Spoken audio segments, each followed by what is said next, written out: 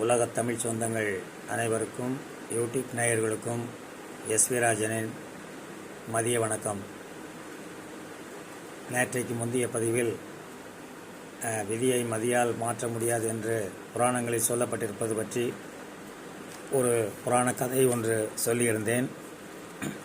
அதன் தொடர்ச்சியை இப்பொழுது கேட்கலாம். 3 நாட்கள் பிரம்மா, விஷ்ணு, சிவன் ஆகிய 3 பேரை சந்தித்து அந்த பையனுடைய விஷயத்தை பற்றி முனிவர் கேட்டார். அதற்கு அவர்கள் எங்களால் அந்த காரியம் நடக்காது, ஏமன், காலன், தூதன் என்ற 3 பேரை சந்திக்க சொல்லி சிவபெருமான் சொன்னதாக நேற்றைக்கு முந்தைய பதிவில் சொல்லியிருந்தேன். அதே போன்று அவர்கள் அந்த 3 தெய்வங்களாகிய ஏமன், காலன், தூதன் ஆகிய இவர்களை போய் சந்தித்து அந்த முனிவர் கேட்கிறார்.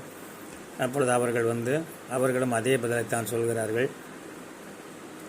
அதில் என்ன ஒரு விஷயம் சொல்கிறார்கள் என்றால், இங்கு புரோகத்தில் உள்ள மனிதர்கள் செய்யக்கூடிய நல்லது கெட்டது பாவ புண்ணியங்கள் எல்லாவற்றையும் ஒரு கணக்கு எழுதுவார்கள். அவருடைய பெயர் சித்திரகுப்தனார்.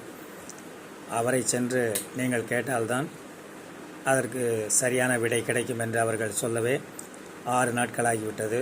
7ஆம் நாள் சித்திரகுப்தனார் அவர்களை போய் சந்தித்து இந்த விஷயத்தை சொல்லும்போது சித்திரகுப்தனார் என்ன சொன்னாராம், ஒரு ஓலை ஒரு இடத்தில், குறிப்பிட்ட இடத்தில் கிடைக்கும். அந்த ஓலையில் என்ன எழுதியிருக்கிறதோ அதை கொண்டு அந்த 3 தெய்வங்களிடம் கொடுப்பேன்.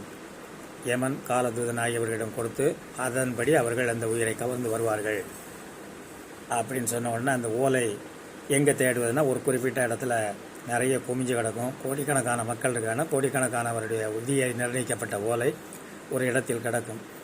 அதை சென்று தேட வேண்டும் என்று முனிவர் சொல்கிறார். சித்திரகுப்தனார் அப்பொழுதும் அது முடியாத காரியம் முனிவரே அப்படின்னு சொல்ல, இல்லை, கண்டிப்பாக நாம் தேடினால் எல்லோரும் சேர்ந்து தேடினால் கிடைத்துவிடும் என்று சொல்லி அங்கு தேவலோகத்தில் உள்ள எல்லா தேவர்களும் இங்கிருந்து பூமியிலிருந்து சென்ற முனிவரும் சேர்ந்து அந்த ஓலை தேடுகிறார்கள். நேரம் சென்று கொண்டே இருக்கிறது.